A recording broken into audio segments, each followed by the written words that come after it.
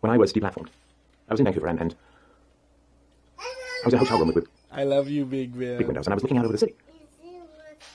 And the city looks sophisticated, modern, technological, A civilized. teacher? People walking back and forth, elevators going up and down, buildings light going on and off. I sat there and looked as the sun went down over the city. And I saw what the city really was. Was a city built on engineering absolutes and moral relativism. A city that took shape because of the absolutes in people's minds. Engineers, the Oh, architects, yeah? city planners and builders. The city rose from nature, the frozen shape of human abstractions thrown to the sky and held there by reason and evidence, giving us great comfort, giving us great security. What's going to But the city happen? was hollow. The city had comfort and power and electricity. It blew it and up. motion. It But it had no makes the virtue. mess. It had no ethics. It had no philosophical absolutes. Oh, yeah, No you gotta balance. go It eat. was hollowed out. And that which is hollowed out cannot stand. It will not stand. Just as Rome did not stand. Just as the British Empire did not stand. And I'm not saying we can go back to the British Empire. It was universally good. Or the Roman Empire was universally good. I'm not saying any of that. I'm saying that we can't stay where we are. We can't go backwards. There's just a fork in the path ahead of us. And one of it leads back to the brutalities of the past, to the religious warfares of the past, to the 100 million killed under communism, to the quarter of a billion human beings slaughtered by their own governments in the 20th century alone, outside of war. And I see that path very clearly. History dictates that path if we lose our free speech, if we lose our capacity to negotiate in the realm of ethics. The other path leads to a truly powerful moral breakthrough. Ah, In the our British conversation, baby! where we can reclaim what it is to be human, which is to negotiate about ethics. That's what it is to be human. Animals can camouflage. Animals can hunt, as I was hunted. Animals can gather resources. Animals can conquer others, drive them out. We have to be more than that. We have to be more than sophistry. We have to be more than lies. We have to be more than violence in the face of language. That is an ape clawing down a human mind. Those who silence, those who claim the right to deplatform, and chest-thumpingly parade around as if they've done a wonderful thing, do not have the power that they seek. As yet, they seek political power, and we all know, history is very, very clear on what happens when the censorious, the totalitarian, the violent gain control of political power. We know exactly what happens. The old saying goes, they shoot everyone wearing glasses. They don't have that power yet. They want that power. They thirst and yearn and burn for that power. But they don't have it yet. And I'm a test case. It's not going to end with me, you understand? It's not going to end with me. They just choose me for a variety of reasons, and after me, they go for you. That's what I said to a journalist in Vancouver. Think it's going to stop with me. One day you're going to say something that bothers them. They're going to take you down. You stand with me, or the dominoes get bigger and bigger, and you can't stand to the end. They don't have the power that they seek yet. They desperately want it. But they need your permission to get it. They need for you to approve of what they're doing. They need for you to stand with them against philosophy, against reason, against free speech. You don't have to agree with me, but you do have to agree that I have the right to speak. They thirst for that power over you, over me, over our children, and they will use it to the most unholily destructive ends that can be imagined.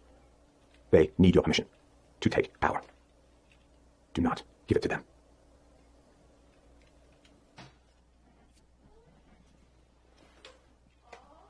Are you sad, girl?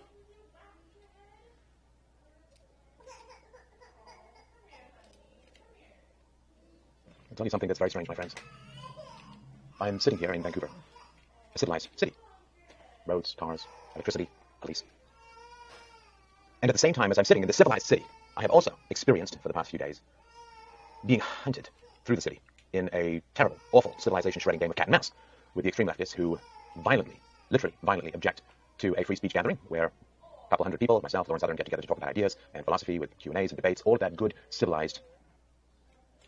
This is Stan Molyneux from Free Domain Radio. Doing well. This is Thought Bites. I have some significant concerns at the moment about the externalization of immorality.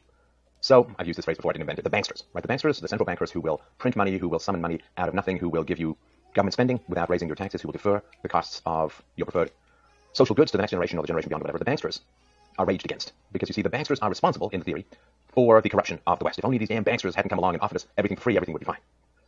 And it is a dangerous notion. And what bothers me most about it is the lack of responsibility on the part of the electorate. The big deal that was offered, really a devilish deal that was offered to the greatest generation, the boomers and so on, was, well, you can have a warfare welfare state. We can have a war, and we are not going to have to raise your taxes, right? It used to be called guns versus butter, right? If you have more guns, you have less butter. If you have more military industrial goods, you have fewer consumer goods.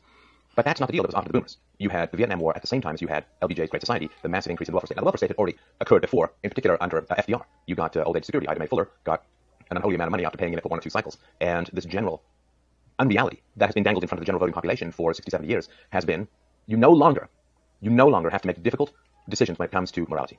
Helping the poor is a very, very difficult situation. The only people who think that using the government to help the poor is any kind of good idea are the kind of people who have never themselves in their own personal lives laid heart, mind, wallet, and soul down in the tracks of someone's path towards self-destruction, poverty, penury.